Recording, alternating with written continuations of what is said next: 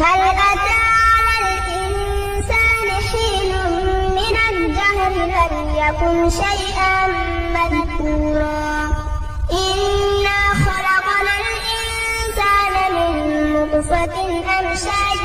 نبتليه فجعلناه سميعا بصيرا إنا هديناه السبيل إما شاكرا وإما كفورا